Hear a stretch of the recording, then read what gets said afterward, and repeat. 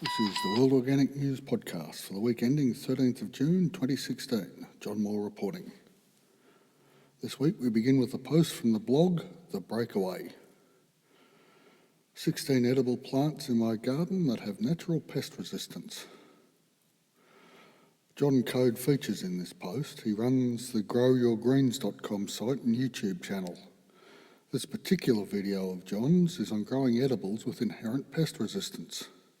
Seems like a no-brainer, and it is. You still get to eat your veggies and not suffer the pest damages. Now, the host for this video, and indeed all of his videos, John, is an effervescent fellow. I get that he's enthused about his subject. I just find him a little overwhelming at times. I think it's because I prefer a more agricultural pace and he runs on high-octane fuel. That said, what he has to say is worth listening to. Not only in this video, but in all the others I've watched. He nails the point he's trying to make. So whilst I recommend you view these, be aware, he is a quick talker. The blog Our Green Nation has 3 easy organic aphid control techniques. They have another video, this one's just 5 minutes long. Gives great tips on organic control of all. This video, just 5 minutes long, gives great tips on organic control of aphids. It uses the soap suds method of clogging their breathing. It is similar to scattering the fine dust from the fireplace. Both methods work because aphids and other pests that predate upon vegetables breathe through the pores in their bodies. The downside of these methods is that they also kill the ladybirds which predate upon the pests. Check carefully before you use. There is a window for spraying when the aphid numbers are growing, but the ladybirds, parasitic wasps and so on have yet to show up. There was a summer when the first I knew we had a whitefly problem was when I noticed the ladybirds, and they took care of it. The choice is yours. Spray the soap, scatter the dust or wait. It can be difficult to wait, seeing the damage done and the predators don't always arrive. Like all things in organic growing, it's a judgment call to achieve the least harm with the least intervention. Think, then act. The problem is the way we live as a culture nowadays. Quick fixes, the ultimate result every time. This is why the next post is so concerning. It's another from the blog The Breakaway. Roundup weed killer found in 75% of air and rain samples, government study finds. Link is in the show notes. This is especially galling, as I was taught at horticulture school that Roundup biodegrades quickly and doesn't accumulate in the environment. Apart from that, Roundup represents the ultimate in react first, suffer the consequences later thinking. True enough, Roundup is a herbicide and not a pesticide, but the same thinking is involved. Personally, I live with weeds. They don't affect my mind as they seem to affect others. No dig, close planting and companion growing tends to reduce the weeds and the pests I have to deal with anyway.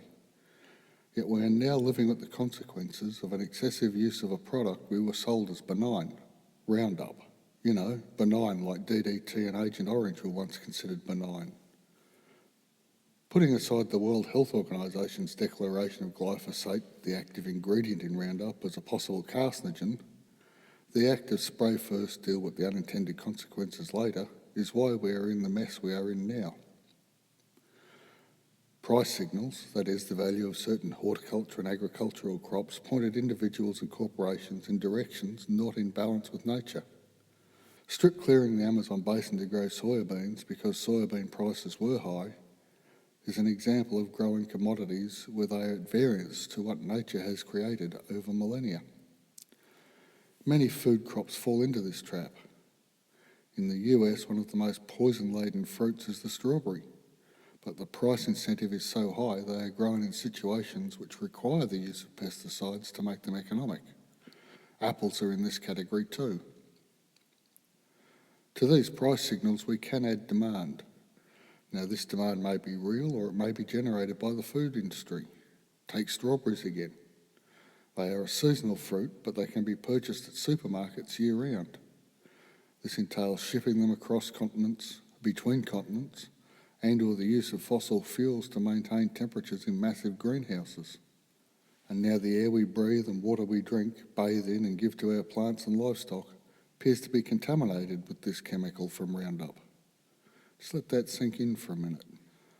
I do at times feel overwhelmed by things like this.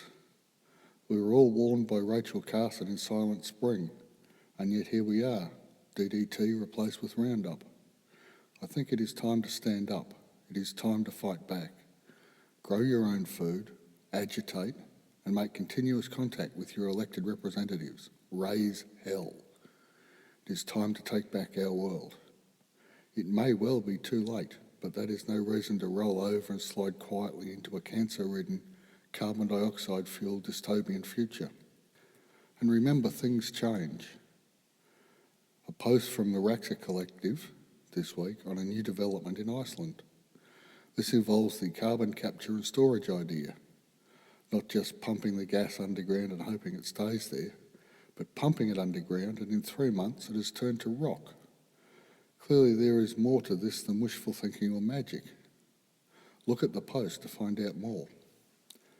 The point I'm trying to make is we must keep growing more real food, composting to build new soil, and knowing that there are researchers out there following hypotheses which will make a difference.